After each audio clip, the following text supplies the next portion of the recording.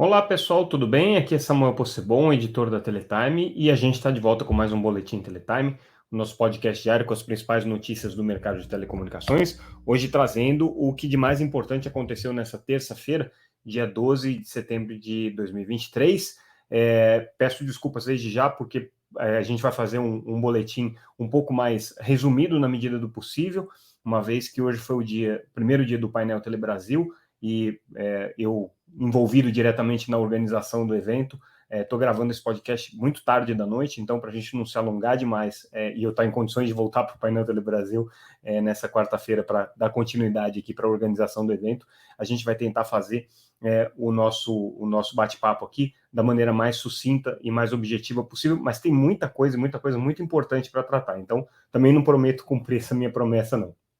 Vamos começar, como sempre, agradecendo ao nosso patrocinador, ConnectWay, uma empresa que há mais de 20 anos distribui soluções e tecnologias Huawei para o mercado brasileiro. A gente agradece essa parceria que viabiliza esse nosso podcast de todos os dias.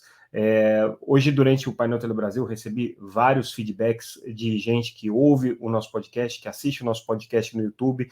Isso só me estimula a continuar produzindo esse material, mesmo que isso consuma algumas horas de sono e algumas horas adicionais de trabalho aqui, mas a gente fica muito feliz de saber quem é que está do outro lado, quem é que está assistindo, nos ouvindo, podcast que tem crescido cada vez com mais ouvintes, cada vez mais espectadores acompanhando a gente no YouTube. É muito legal poder desenvolver esse canal direto aqui com vocês, trazer informações de uma maneira um pouco mais simplificada e resumida. Vamos começar pelo assunto que é sucesso número 1 no nosso podcast, sempre que a gente trata desse tema, que é o tema da Oi. Obviamente, como vocês podem notar, durante o painel Telebrasil, a gente teve muita gente envolvida aqui com o acompanhamento do caso da Oi, especificamente, participando, e aí oportunidade única para a gente fazer algumas apurações e trazer algumas informações exclusivas para vocês. Então, vamos começar pelo status da situação no TCU. O processo está lá desde o finalzinho do mês passado, já com uma sinalização da área técnica do TCU, da CSEX Consenso, pela admissibilidade, né, do processo de pactuação por consenso que foi pedido pela Anatel. A gente trouxe em primeira mão que a área técnica do TCU avaliou que era pertinente, era razoável dar continuidade ao processo de construção de consenso. Isso é encaminhado ao gabinete do ministro Bruno Dantas, que é o presidente do TCU, para que ele despache pela admissibilidade e aí os prazos todos comecem a contar. Lembrando que os prazos aqui são bem longos, bem dilatados, né? Variam entre 130 e 210 dias, a depender aí das prorrogações, né? Então, tem muita coisa pela frente ainda, no momento em que o Bruno Dantas admitiu o processo. Só que até agora ele não admitiu, né? E aí, considerando que a nossa expectativa, e inclusive das nossas fontes, tudo, é que ao ter a manifestação da área técnica, ele rapidamente desse o despacho, isso não ter acontecido, a gente foi procurar saber o que é que está acontecendo, né? Por que até agora a coisa não andou. E a informação é a seguinte: tem um detalhe importante no processo de construção de consenso do TCU que, de alguma maneira, está sendo um problema agora. Todos os ministros que têm algum caso que possa significar um conflito com o caso de consenso, ou que tenha relação com o caso de consenso, podem se manifestar e precisam dizer se concordam com o início daquele processo de consenso, uma vez que, quando esse processo é estabelecido, todas as outras ações param, porque entra tudo na mesma discussão, né? E no caso da Oi, especificamente, tem muita coisa que já está sendo avaliada pelo TCU há muito tempo, muitos processos que estão sendo avaliados há muito tempo. Processos que dizem respeito às obrigações da concessionária, as metas de universalização, o acompanhamento econômico e financeiro da empresa, tudo isso, bens reversíveis, tudo isso já tem sido analisado pelo TCU nos últimos anos, permanentemente dentro do processo de acompanhamento que o TCU faz do trabalho da Anatel. E aí são mais 4 ministros que precisam, de alguma maneira, estar alinhados aí com o ministro presidente do TCU, com o Bruno Dantas, para dar isso ok. Então, esse é o primeiro ponto aí que tá pegando nessa sinalização do Bruno Dantas, tá? Por isso que a gente ainda não teve esse sinal verde, vamos dizer assim, do presidente do TCU, para que seja constituída a comissão que vai fazer a pactuação, para que sejam contados os prazos, né, para que o processo efetivamente comece, uma vez que a Anatel já apresentou o seu pedido, com toda a fundamentação, com toda a documentação, e a área técnica do TCU já disse que por ela estava ok. Né? Falta agora o ministro Bruno Dantas dar o sinal verde, e aí o que está pegando é justamente essa questão dos outros ministros que têm processos que têm, de alguma maneira, relação ou proximidade com o caso da Oi. Esse é o primeiro ponto. O segundo ponto é a AGU, tá? A Advocacia Geral da União, com quem a Oi tem que negociar uma dívida de 7 bilhões de reais, na verdade são 9, mas tem 2, parece que já depositados em juízo, mas enfim, coisa de bilhões de reais aí, né, que a Oi precisa negociar essa dívida que vem do passado, dívida que vem das multas que foram que acabaram resultando em processos de judicialização, multas que que acabaram sendo cobradas pela União, e então, né, tudo isso resulta aí num bolo de 7, 9 bilhões que já haviam sido pactuados na primeira recuperação judicial da Oi, quando o governo abriu mão dos juros e reajustes sobre essa dívida, e aí a dívida que era de 20 bilhões caiu para esses 9 bilhões que a gente está falando agora. Só que a Oi quer mais, quer negociar o restante e considera que tem argumentos para isso. A novidade é o seguinte, isso não vai ser negociado agora, ao que tudo indica, tá? Claro que tudo isso pode mudar, mas não vai ser negociado dentro do processo de pactuação que vai acontecer no TCU. Que é aquele processo para que a Oi possa fazer, só relembrando, né, para quem não lembra exatamente o que é esse processo de pactuação, é o processo que vai ser conduzido pelo Tribunal de Contas da União, em que a Oi vai colocar de um lado, né, as suas reclamações com relação à Anatel, então todos aqueles processos que estão colocados ali na arbitragem e que resultam em mais de 50 bilhões de reais que a Oi entende a União dever para ela, vão ser colocados do outro lado quanto que a Anatel está cobrando da Oi para permitir a migração de concessão para autorização, né, coisa aí de mais 20 bilhões de reais, e aí, dentro dessa pactuação, vai se chegar ao entendimento que permita a Oi fazer a migração, liberando assim bens reversíveis, liberando sua participação na Vital, enfim, tudo aquilo que ela vai ter de sinal verde no momento em que ela fizer a migração da concessão para autorização.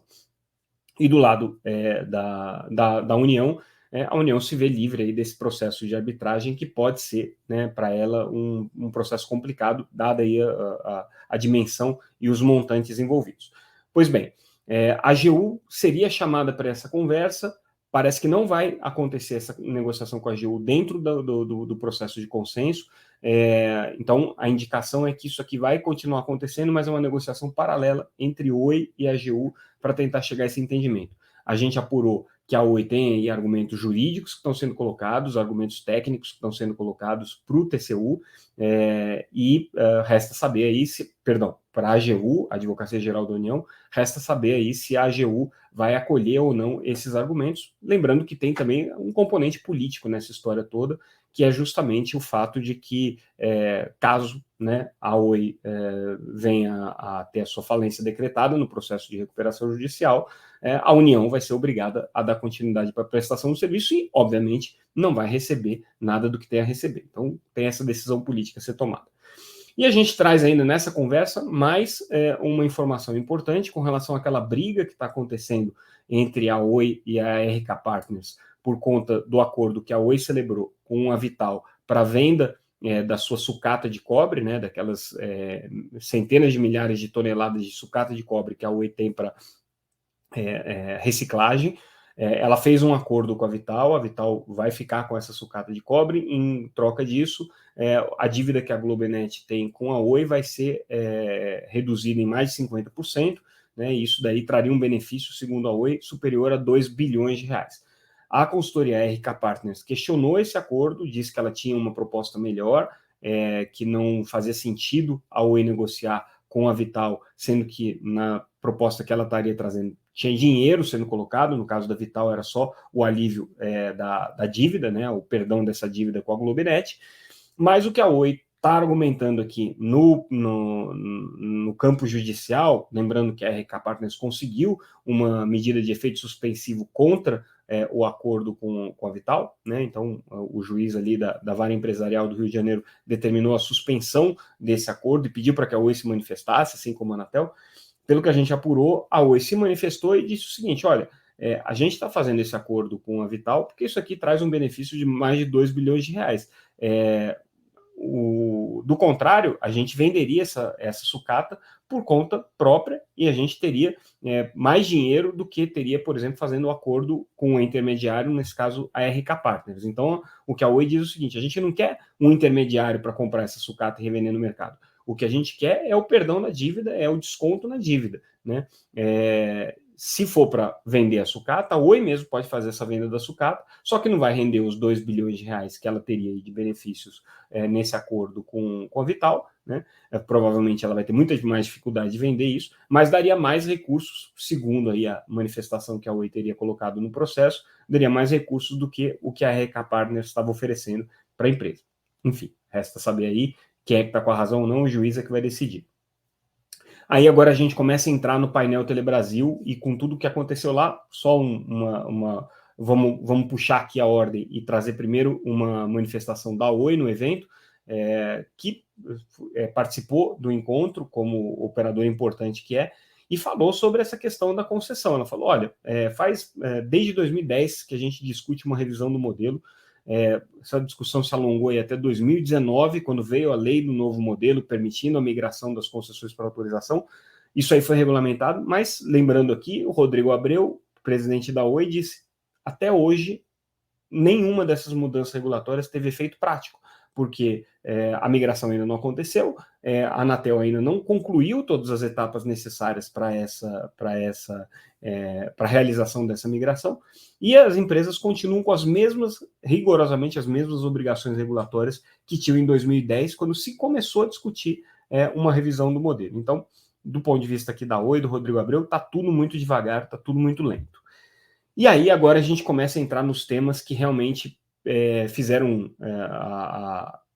performaram melhor, vamos dizer assim, no painel Telebrasil, os temas que foram destaque aí na visão das operadoras. O painel Telebrasil é um encontro super tradicional do setor, já acontece aí há 49 anos, a Teletime especificamente é envolvida com a organização do painel Telebrasil já há bastante tempo, já fazem 11 anos que a Teletime participa da curadoria, a gente ajuda na montagem das mesas e na seleção dos temas, e é um evento que cada vez mais se consagra pela presença massiva dos principais líderes da indústria que vão no evento para passar as mensagens e as visões que eles têm sobre o negócio, sobre as questões institucionais, sobre as questões estratégicas e as questões tecnológicas do setor. E todos os presidentes de todas as operadoras de grande porte estavam presentes ao evento, se manifestaram e quase que de maneira combinada trouxeram uma grande preocupação com a reforma tributária, alertando para o risco real de aumento da alíquota para o setor de telecomunicações se a reforma tributária for aprovada como está, e trazendo a preocupação muito grande com a remuneração das suas operações, com a remuneração de suas redes, e conclamando, obviamente, o governo a trazer uma regulamentação para o chamado network fee, ou cobrança pelo uso da rede, ou como chamam as operadoras de telecomunicações, o fair share, que é a partilha aí das receitas geradas nesse ambiente digital, que seria uma espécie de um pedágio pago pelas empresas de internet para que as operadoras de telecomunicações possam fazer os investimentos em rede. Então, esses dois temas permearam a fala de todos os presidentes. O presidente da Claro, José Félix, falou sobre isso, o presidente da Vivo, Christian Gebara, falou sobre isso, Gebara, inclusive, assumindo agora a presidência da Conexis e da Telebrasil, então ele vai assumir esse papel aí de presidente estatutário dessas duas entidades e vai ser o porta-voz, vamos dizer assim, oficial do setor. Teve na fala do Alberto Griselli, presidente da TIM, o próprio Rodrigo Abreu, que hoje não é mais uma operadora móvel, não tem um perfil de operador móvel, mas trouxe também essa preocupação. Os operadores regionais, representados pela Telebrasil, Algar e Liga, também se manifestaram nessa linha. Então, isso aqui, essa questão das assimetrias digitais, é uma preocupação manifestada e vocalizada pelas operadoras de telecomunicações de maneira muito contundente. Agora, o Christian Gebara, que está assumindo agora a presidência da Telebrasil, no seu discurso vamos chamar assim, de posse, né, no seu primeiro discurso como presidente do setor de telecomunicações, ele traz uma analogia muito interessante. Ele diz que existe um paradoxo hoje que a gente vive. Ao mesmo tempo que o Brasil tem uma presença já massiva de infraestrutura de fibra, tem uma quantidade grande já de pessoas conectadas à internet, de ser um dos grandes usuários de redes sociais, de serviços de streaming, ainda assim, o Brasil não consegue se beneficiar de todo o potencial do ambiente digital. Então, pouquíssimas casas têm computadores com condições de terem teleeducação, as pessoas não têm dispositivos capazes de fazerem serviços de telemedicina, né? E mais uma série de benefícios que são trazidos pelo ambiente digital, pelo ecossistema digital, que hoje não chegam aos brasileiros, mas os brasileiros têm sim conexão, né? Então, se tem conexão, onde é que está o problema? E aí, várias análises foram colocadas ao longo do evento. Teve uma participação da consultoria Oliver Wyman, que trouxe um estudo interessante, dizendo assim, olha, o Brasil já está no limite, né, daquilo que ele consegue fazer em termos de redução de valor de ticket médio para o usuário, para ter mais acesso, de investimento das operadoras, e, assim, a partir de agora, são necessárias políticas públicas para fomentar o consumo, né, de banda larga, o acesso à banda larga por meio da contratação de serviços, os subsídios dos serviços e tudo mais. Então, essa preocupação aqui permanente. Reforma tributária, mesma coisa, Christian Gebara traz um dado interessante, ele diz, olha, os fundos setoriais já representam 4% da nossa carga tributária, e eles não foram sequer considerados, né, no projeto aprovado na Câmara de Reforma Tributária. Soma-se isso, os 25% do imposto de valor agregado que vai ser estabelecido aí, acredita-se, né, porque falta ainda o governo regulamentar isso. Quer dizer, na verdade, falta a reforma tributária ser aprovada no Congresso, no Senado, e daí depois o governo, uma vez sancionada, fazer a regulamentação. E o que se comenta é que o governo vai colocar ali uma alíquota de 25% sobre os serviços de valor agregado, né, que vão unificar aí todos os impostos, né, o imposto de valor agregado, que vai incidir sobre todos os serviços e que vai agregar, né, os diferentes impostos que a gente tem hoje. Mas os fundos setoriais não entram. Então, soma 25 com 4% de fundo setorial, a carga tributária do setor vai para quase 30%, que é muito equivalente ao que se tem hoje. Lembrando que o setor não é considerado essencial para fins de reforma tributária. Alberto Griselli, presidente da TIM, foi muito enfático com relação a isso, falou assim, tem que ser, não é possível que depois da pandemia o setor de telecomunicações continue não sendo visto como essencial, né, para fins de tributação, enquanto outros setores são. Isso foi uma fala também presente aí nos discursos do José Félix, presidente da Claro, que ao se despedir chamou muito a atenção disso, e ele está batendo bumbo nessa questão da reforma tributária já há um bom tempo, de maneira bastante enfática. Então, a Claro incomodada com as condições que estão sendo colocadas aí para a reforma tributária. Então, o setor reclamando muito disso. Nessa quarta-feira vai ter mais discussão sobre a questão da tributação, vai ter um debate especificamente com o senador Efraim Filho, que é coordenador de um grupo que analisa a questão da reforma tributária. Então, esse tema deve voltar à baila aqui. Outro tema interessante, que é outra notícia que a gente traz colocado pela Claro, é a questão dos 6 GHz. Né? Então, a gente sabe que esse assunto vai voltar a ser discutido na Conferência Internacional de Rádio e Comunicação que acontece em Dubai no final do ano. A Anatel já tomou uma decisão de deixar os 6 GHz para serviços não licenciados, então não vai ser utilizado para 5G e para 6G no futuro.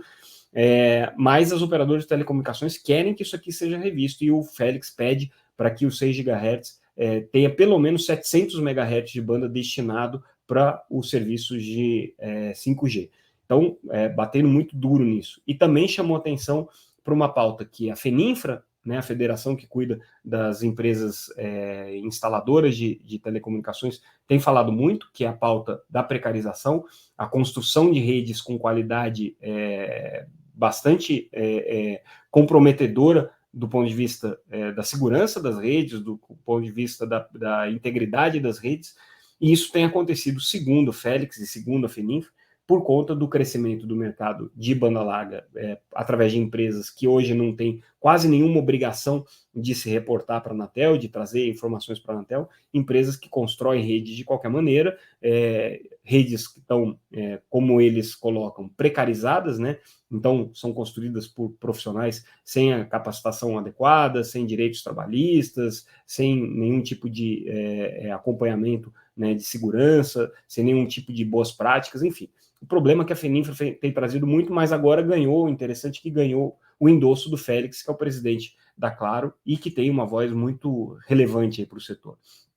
Ele chamou atenção, inclusive, para a questão dos postes, a bagunça que estão nos postes, e daí a gente faz o link com outra notícia, que é a fala do ministro Juscelino, durante o evento. O ministro Juscelino Filho participou do evento presencialmente, esteve lá, e o que ele colocou é que a expectativa é que, até o final desse mês, o Ministério das Comunicações e o Ministério de Minas e Energia, conjuntamente, publiquem uma espécie de uma portaria, né, que vai trazer aí as diretrizes políticas para o ordenamento dos postes e para a questão da cobrança pelo uso dos postes. Lembrando que a ANEEL e a Anatel estão discutindo uma regulamentação conjunta, mas aqui seria uma camada acima dessa regulamentação, uma camada de política pública, com uma série de diretrizes que, obviamente, a regulamentação precisa cumprir. Então, esse decreto com essas diretrizes está para ser publicado aí até o final do mês, segundo o ministro Juscelino, dando muita ênfase para esse assunto. Então, ele está realmente preocupado com essa questão. E aí a gente fecha o nosso boletim de hoje, só trazendo mais uma informação do painel Telebrasil, especificamente com relação à participação do comissário da União Europeia, Thierry Breton, que falou durante o evento, falou remotamente, né, mas manifestou a sua posição durante o evento e disse, olha, Brasil e Europa precisam caminhar juntos nessa questão da agenda digital, defendeu muito o modelo do DMA e DSA, que são as duas leis europeias para a regulação dos mercados digitais e dos serviços digitais. Então, a Europa já tem esses dois mecanismos. Falou, en passant, sobre a consulta de Fair Share, que é uma consulta que aconteceu no começo desse ano. A gente sabe que, nesse momento, as autoridades europeias não querem falar muito, porque o processo da consulta ainda está sendo concluído, então é preciso ter o relatório final, né, e análise aí de todas as contribuições que foram levadas. Então, nesse momento, eles estão evitando falar um pouco desse assunto, mas a gente sabe que na Europa houve uma consulta pública para essa questão do pagamento do network fee das operadoras para as operadoras de telecomunicações a partir dos serviços de rede prestados. E aí a gente traz só mais um último destaque, um fato interessante que aconteceu durante o evento, foi o discurso da Huawei, né, tradicional patrocinadora do evento, então sempre fala, né? Esse ano eles optaram por um modelo diferente. O presidente da Huawei, Sam Baochen, não estava presente porque estava numa viagem fora do Brasil, e aí resolveu mandar o seu discurso construído por inteligência artificial. Então, muito interessante ver um digital twin do Sam Baochen, um gêmeo digital do Sam Baochen, é um avatar, né, na prática, com todas as suas características físicas, de fala, voz e tudo mais, fazendo o discurso do painel Telebrasil, falando em português, o que o Sam Baochen não faz. Normalmente o presidente da Huawei fala em inglês nos eventos. Então, ele falando português, com algum sotaque, mas pela primeira vez, foi o uso desse recurso de construção, né, de mundos e de personagens por meio de inteligência artificial, nesse caso, o avatar de uma pessoa real, né, fazendo o seu pronunciamento, o seu discurso, né, de keynote do evento. Então, interessante esse registro, só para ficar aqui para os nossos ouvintes e terem um pouco do clima do que aconteceu durante o painel Telebrasil.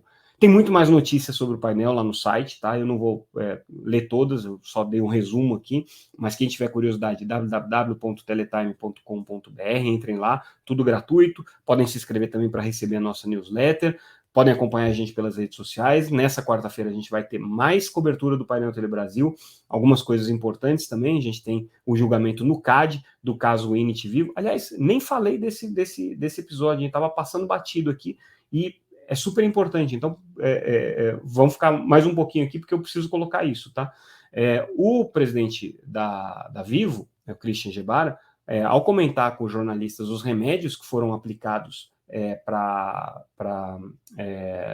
que estão sendo aplicados, ou pelo menos sugeridos pelos 2 conselheiros que já votaram na Anatel com relação à questão do acordo Winit-Vivo, segundo o Christian Gebara, os remédios que impedem a Vivo de bem explorar as suas frequências, diferentemente de 700 MHz, ou seja, a frequência de 3.5 e de 2.3 que ela tem, podem inviabilizar, sim, o acordo, tá? Então, assim, em palavras do Christian, eles vão ter que analisar as condições que são colocadas e existe, sim, a possibilidade de uma reversão do acordo com a Winit, esse acordo acabar não indo para frente por conta desses remédios. A gente já chamou atenção disso no julgamento da Anatel, que o advogado da Telefônica fez esse alerta, falou assim, concordamos, né, com uma busca aqui de uma conciliação com o setor de telecomunicações, com a revisão de algumas condições aqui do nosso acordo com a Winit, mas não concordamos que sejam remédios que se estendam para além do objeto do próprio contrato, que é a faixa de 700 MHz. Então, se for além disso daí, a Vivo entende que é uma interferência indevida nas suas atividades e esse remédio amargo poderia ser, inclusive, usado aí contra o interesse da própria Vivo. Então, ela pode, por isso mesmo, romper o acordo, tá?